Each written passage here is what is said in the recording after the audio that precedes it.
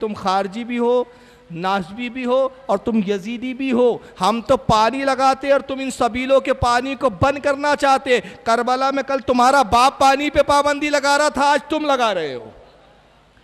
सिलसिले नसब कहां से है समझ में आ गया, ताल्लुक कहां से है समझ में आ गया। पानी पिलाने से उसे भी चिढ़ थी, पानी पिलाने से तुम्हें भी चिढ़ है। और हमने पानी पिला के बताया कि हुसैन ने हूर को पानी पिलाया था, जबकि हूर दुश्मन बनकर आया था, तो हुसैन ने अपने दुश्मन को भी पानी पिलाया। तो हम गुलामान हुसैन ने भी वादा किया, है हुसैन जब तू दुश्मनों को पिलाए पानी, तो क्या हम दोस्तों को भी और अपने अजीजों को ना पिलाए? तो हम पिलाएंगे और सबीले लगाएंगे। ये मगर अंदाजा लगाए कि ये है इनके दिल का बुग़्ज़। मैंने यहाँ एक पहलू रखा कि एक तो कह रहा है कि 7 मुहर्रम को पानी बंद किया ही नहीं गया, वहाँ तो बेशुमार चश्मे थे, पानी बंद करने की क्या ज़रूरत थी। और दूसरा कह रहा है कि प्यासा तड़प तड़प कर हुसैन मरा। समझ में नहीं आता कि इस जमात का पेंदा किधर है, इसका पेंदा है या नहीं, कभी इधर कभी इधर। अब आइए तीसरे साहब को सुने, ये घूंघट में रहते हैं हमेशा, इनका नाम है मौलवी सादिक साहब, सऊदीया में रहते हैं। अच्छा, ये पर्दे क्यों रखते हैं सर पे, आपने कभी गौर किया? नहीं किया? मैं बताता हूँ पर्दे इसलिए रखते हो, बताते हमारी अक्लों पे पर्दे पड़े हुए हैं। आइए देखिए क्या कह रहे हैं ये। सिर्फ हजरत हुसैन जा रहे थे, ये एक हादसा था, वाक़या था, ये एक इख्तिलाफी चीज थी, ये कोई कुफ्र और इस्लाम की लड़ाई और जिहाद नहीं था।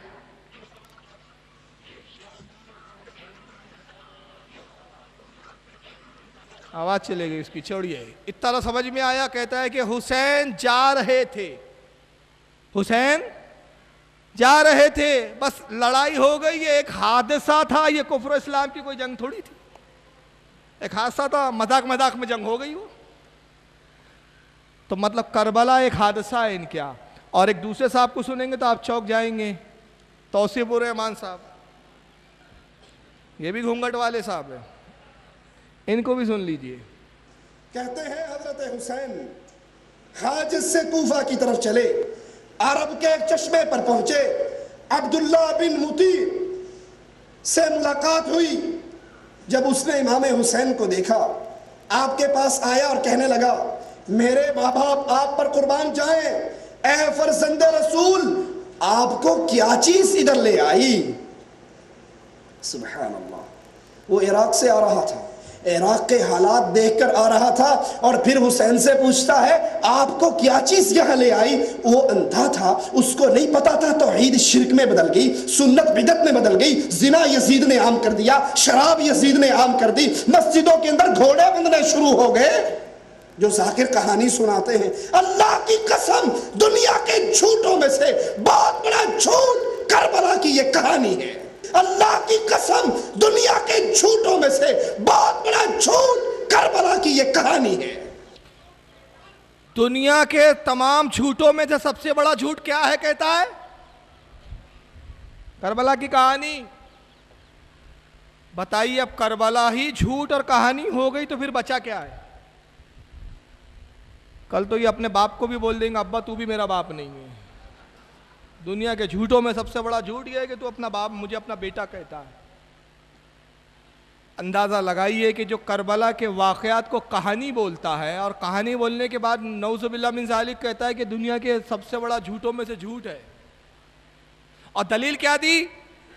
कहा कि आने वाला है कि इराक से आ रहा था, इमाम हुसैन इराक की तरफ जा रहे थे, तो इमाम हुसैन ने उससे पूछा, उसने इमाम हुसैन से पूछा कि इमाम आप किधर जा रहे हैं?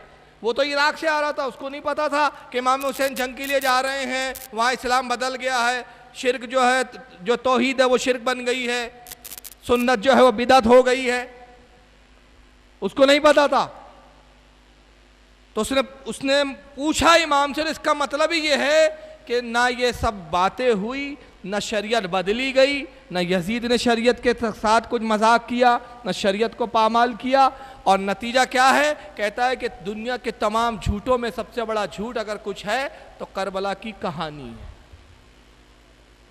और दूसरी एक आखिरी क्लिप सुन ले आप, इसी पर इख्तिताम करूंगा मैं, 2 क्लिपें सुनाऊंगा। इसके अंदर वो क्या कह रहा है जरा सुन लीजिए। कहा अमीरुल मोमिनीन आपको बशारत हो अल्लाह की फतह और नुसरत की। हुसैन बिन अली अपने अहले बैत में से 18 और अपने शियों में से 60 अफराद के साथ वारिद हुए। बस हम इनकी तरफ बढ़े और उन्होंने हमें अपने हवाले करने से इनकार किया। हमने जंग की तैयारी की और बिल आखिर जंग करने के बाद सुनिए जरा 314 सफ़ा शेख मुफीद किताबुल इरशाद कहता क्या है कि हमने उनसे मुकाबला लड़ा और ये करबला की जंग खत्म हुई सिर्फ इतनी देर के अंदर जितना किसी ऊंट को नहर करने में देर लगती है। और ये करबला की जंग खत्म हुई सिर्फ इतनी देर के अंदर जितना किसी ऊंट को नहर करने में देर लगती है।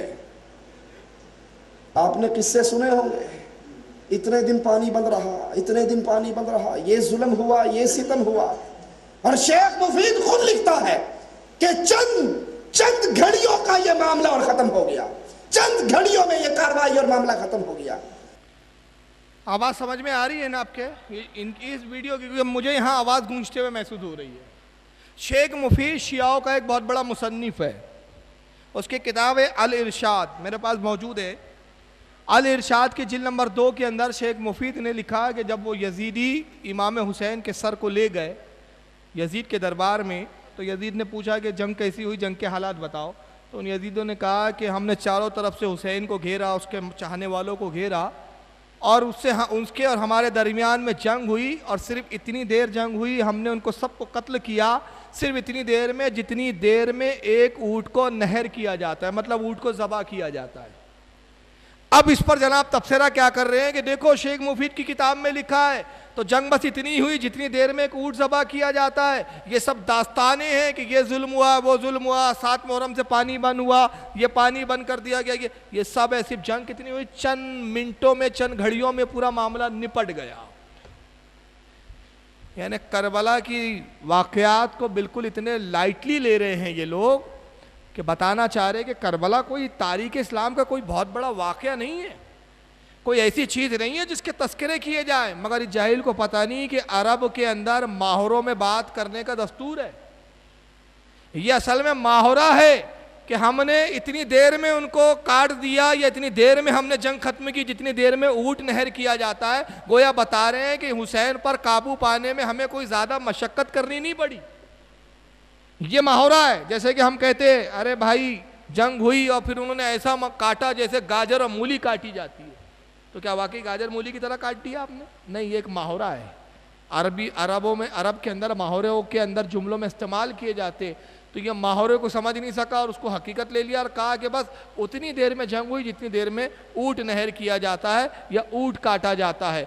जबकि ऊँट काटने के लिए वक्त लगता है, तो तसव्वुर कीजिए कि अगर इंसानों के दरमियान में जंग हो तो क्या वाकई इतना ही वक्त लगेगा कि जितना ऊँट के ज़बा होने में